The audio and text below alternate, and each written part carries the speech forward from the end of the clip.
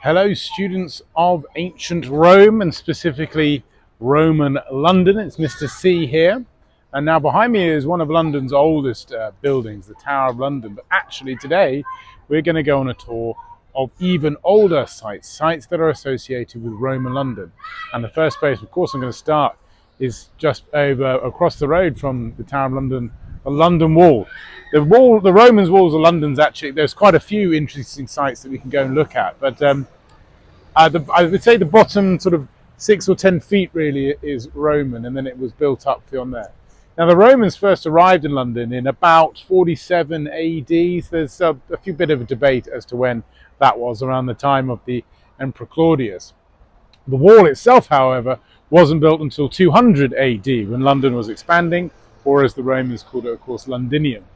And these walls covered a relatively impressive area for the Roman times. And it was seen as part of a defence because the Romans had faced quite a bit of opposition from Boudica and other English locals who did not want the Romans there. So they built these defensive walls to keep them out and keep their land secure. Now the Romans left in 450 AD as the fall of Rome began, and so the walls ended up in a bit of decay. But as the centuries grew on, they were built up, and they survived for a good 1500 years until obviously modern times and Victorian times, when things were pushed through and the stones were used or brand new buildings were made. But still large remnants of it remain, and actually as well we're going to see some odd secret parts of the wall still remain that you might walk past every day and not notice, which I'm also going to have a little look at. Well, just next to the wall is a statue of Emperor Trajan. It's a bit, however, of a misleading statue, and it was certainly not Roman. It was built in Victorian times and made in Victorian times. It's also of Emperor Trajan, who predates the wall. He was a Roman emperor at the time of Londinium, existing as a Roman outcrop, but not the wall. Also, it was interesting, it was found in a scrapyard on the south coast of England, and it was moved here. So it's a bit of an imposter.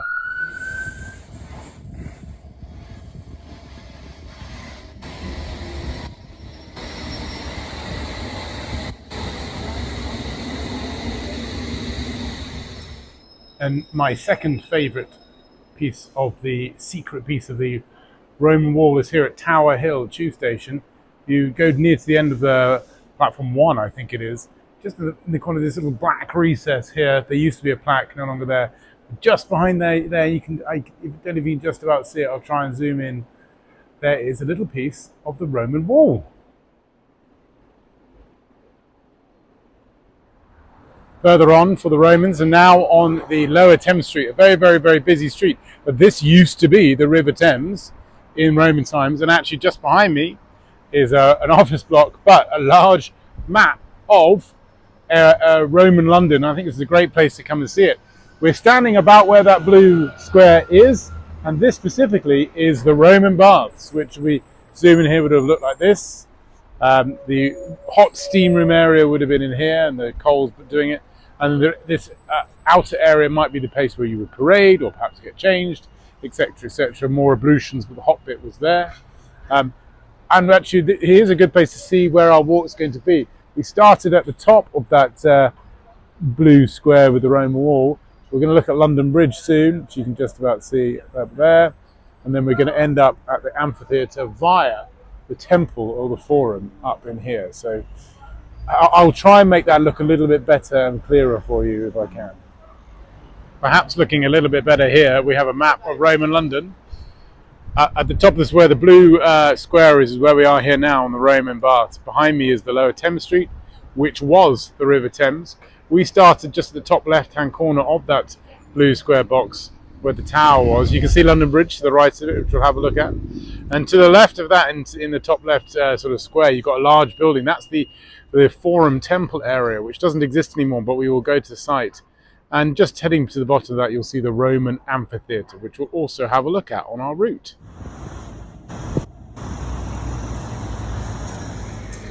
I've turned off the very busy lower Thames Street now to reach St Magnus and the Martyr Church to have a look at the original site of London Bridge. Now, just behind me, we've got Fish Street Hill, which goes up to Monument. That's where the original road came along, and it would have come past the church here at St Magnus and the Martyr. to build and to have the original London Bridge going on straight ahead of me here. But there is one bit remaining of the old Roman bridge, London Bridge. It is this sort of nondescript looking piece of wood here. But this piece of wood is pretty much over 2,000 years old. From AD 75 it was built, and it's the last remaining vestiges of the original Roman bridge. London Bridge has an interesting story, and as I say, it went off behind me over there. The Romans obviously had it built. It went into ruins. They rebuilt it in about the 12th century, with all and that's the famous London Bridge from Shakespeare. Have a look at the Shakespeare video for it for that. And it was a bridge until 1831. It was a long, long time. Now, just above this church, they've got this huge clock, and because this was a major thoroughfare, and of course not many people had watches or clocks, it was very important that they had the time here. And this would have been such a busy thoroughfare of people heading off. Now, in 1831, they rebuilt London Bridge to behind me, as you can see there now. And then it gets even more interesting with London Bridge, because in 1968, it was sold to a chainsaw tycoon from Lake Havasu City, Arizona, who bought London Bridge. The myth is that he thought he was buying Tower Bridge. He remained adamant that that wasn't the case. But we have a new London Bridge as well. So London Bridge has had quite a few incantations.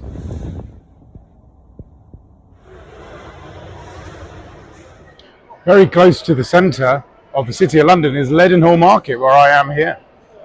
And this was also the centre of Roman London as well, because beneath my feet are the ruins of the Roman Forum, and in particular, the Roman Basilica, the centre of the religious faith, the administrative aspect of Roman Londinium. Sadly, barely anything exists still today. There is a hairdresser's just down that way, where if you pay them a certain bit of money, they'll let you go into their basement, and you can see essentially a stone that was the corner of this basilica, but that is about it. There could potentially be excavations if they wanted to, but maybe they could leave it there. But this was the centre of Roman London, and it's interesting now that it's the centre of lots of parts of the social side of London here as well, within the city square mile. So this is Leadenhall Market, the site of the Roman Basilica and Forum.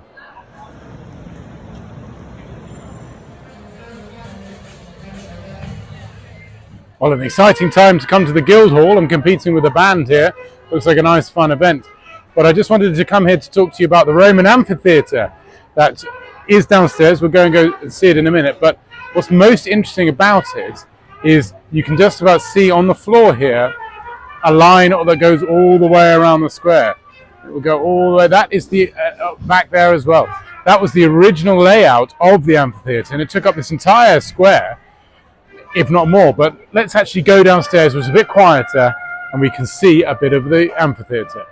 I'm in the basement of the Guildhall, which we just saw up in the square there. And I think underneath here is one of London's best kept Roman secrets. It is, in fact, the remains of the Roman amphitheatre. Now, it's quite dark down there, and I may not be able to talk too much, but we'll just go on a little tour around of it.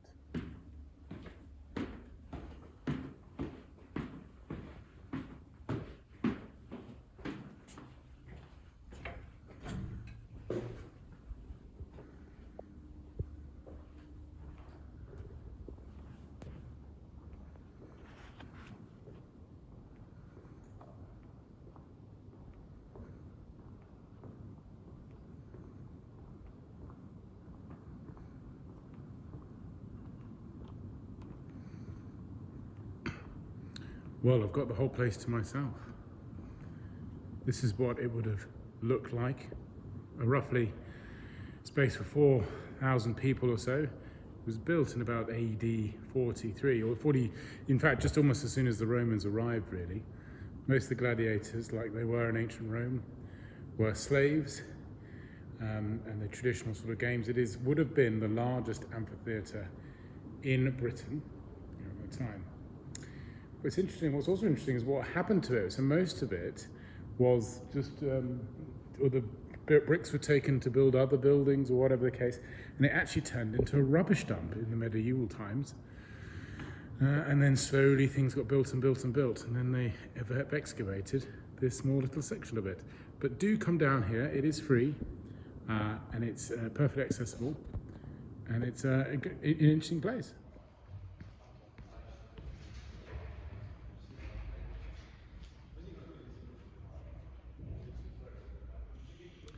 Well, I found myself in a car park, an underground car park, in the appropriately named London Wall car park, looking for a remnant of the Roman wall, and indeed here it is.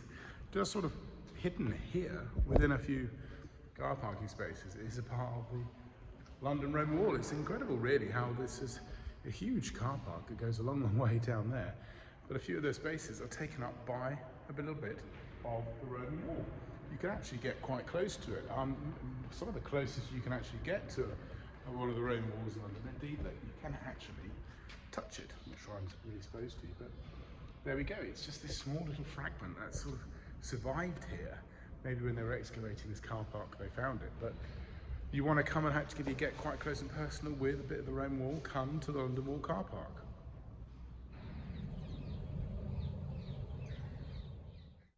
I've come down to Brentford, specifically to the River Thames at Brentford.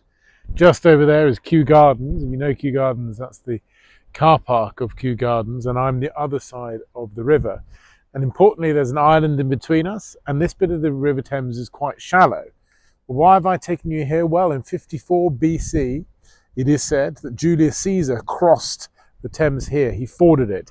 He was able to get across in smaller boats, or even just swimming across, some of the soldiers would have been. And this was during the second invasion of Britain. They had marched through Kent and they took Middlesex from the British warlord Cassivelaunus.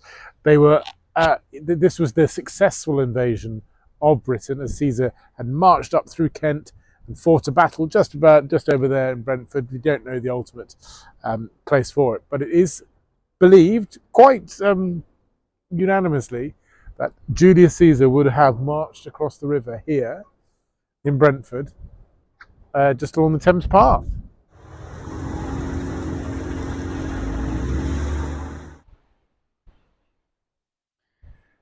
So there you have it, Rome and London. There's actually quite a bit to see, as long as you're prepared to go underground to tube stations, to car parks, to the Guildhall, etc. And the Romans definitely left their impact here on London, on the city of London in particular.